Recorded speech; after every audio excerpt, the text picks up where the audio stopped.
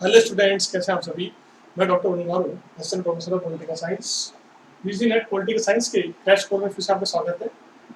छोटी छोटी वीडियोस के माध्यम से मैं आपको बताना चाह रहा हूँ कि हमारे टॉपिक कैसे क्लियर होंगे पॉलिटिकल साइंस के, ठीक है, क्योंकि एग्जाम बहुत नज़दीक है हमारे। तो भूमंडलीकरण या वैश्वीकरण या ग्लोबलाइजेशन का मतलब क्या होता है? सिंपल सा है। इस कॉन्सेप्ट में माना जाता है कि विश्व एक गाँव है, वर्ल्ड एज ए विलेज। वैश्वीकरण का मतलब है विश्व एक गाँव है, वर्ल्ड एज ए विलेज। ये सिद्धांत खुली अर्थव्यवस्था और सांस्कृतिक मेलजोल और साहित्यिक मेलजोल की पेशकश करता है। मतलब ये सिद्धांत मानता है कि भारत के जो लोग हैं, अमेरिकन जो नागरिक हैं, वो भारतीय भारतीय संस्कृति को देखें, समझे और अपनाएं, और भारतीय अमेरिकी संस्कृति को देख के समझे अपनाएं, या भारतीय अमेरिकी साहित्य को देखें पढ़े और अमेरिकी भारतीय साहित्य को पढ़े, या भारतीय खान पान को अपनाएं देखें। ये सब मुख्य उद्देश्य है, मनुष्य के बीच जुड़ाव इसका मुख्य उद्देश्य है। और 1991 के बाद में जब कोल्ड वॉर यानी शीत युद्ध खत्म हो गया था, केवल एक ही महाशक्ति बच गई, अमेरिका, यूएसएसआर या सोवियत संघ खत्म हो गया था, तो विश्व में एक ध्रुवीय विश्व बन गया था, अमेरिका ही महाशक्ति बची थी। तो इसको एक तरह से बोल सकते हैं ये वैश्वीकरण नहीं है, ये अमेरिकीकरण है, कई बार इसको बोल सकते हैं, ठीक है ना।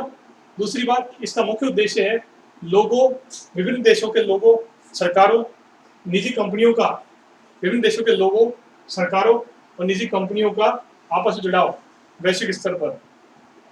इसका मुख्य उद्देश्य विभिन्न देश के लोगों, सरकारों, निजी कंपनियों का आपस में जुड़ाव, वैश्विक स्तर पर जुड़ाव।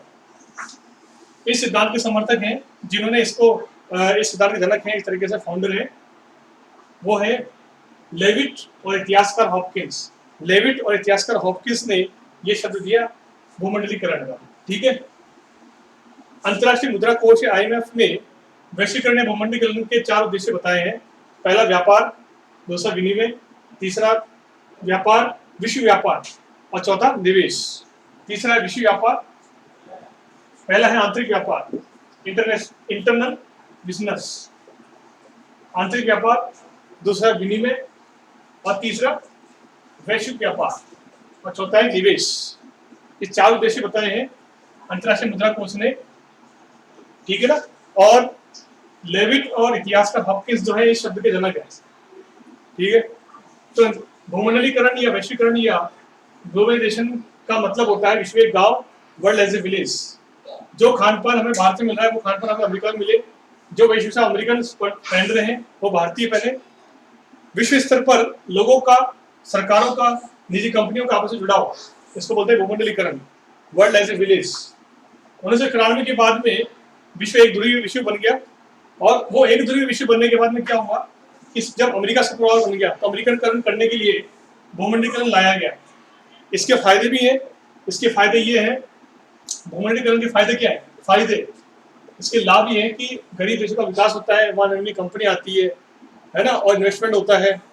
लेकिन इस नुकसान क्या है? आर्थिक उपनिवेशवाद। यस, इसका एक नुकसान होता है, आर्थिक उपनिवेशवाद बनता है इससे। कई बार मल्टीनेशनल कंपनियां जो होती है ना, बहुराष्ट्रीय कंपनियां, वो गरीब देशों में अपना कंट्रोल कर लेती है और इकोनॉमिक रूप से गुलाम बना देती है देशों को। तो इसका भूमंडलीकरण नुकसान ये है कि आर्थिक उपनिवेशवाद नंबर 1, दूसरा घरेलू जो उद्योग धंधे हैं, घरेलू संस्कृति, वो इससे नष्ट होने की कगार पर आते हैं, और तीसरा वैश्विक आर्थिक गुलामी का भी इसमें एक सिंबल होता है इसके अंदर, ठीक है। और फायदे ये है कि गरीब देशों का विकास होता है, मानवता का विकास होता है, मनुष्य आपस में मिलते हैं जुलते हैं, तो नई नई संस्कृतियों का इसमें विकास होता है। तो इसको बोलते हैं भूमंडलीकरण या वैश्वीकरण। इसको अंग्रेजी बोलते हैं ग्लोबलाइजेशन, ठीक है ना। लेविट और इतिहासकार हॉपकिंस ने इस शब्द को बनाया है। लेविट और हॉपकिंस ने शब्द को बनाया है अंतर्राष्ट्रीय मुद्रा कोष के हिसाब से।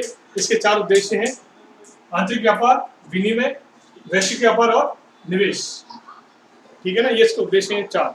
आई बात समझ में? तो वीडियो को लाइक करो, शेयर को सब्सक्राइब करो, चैनल को जरूर सब्सक्राइब करो, जिससे कि आपको नई वीडियो देखने को मिले। Thank you.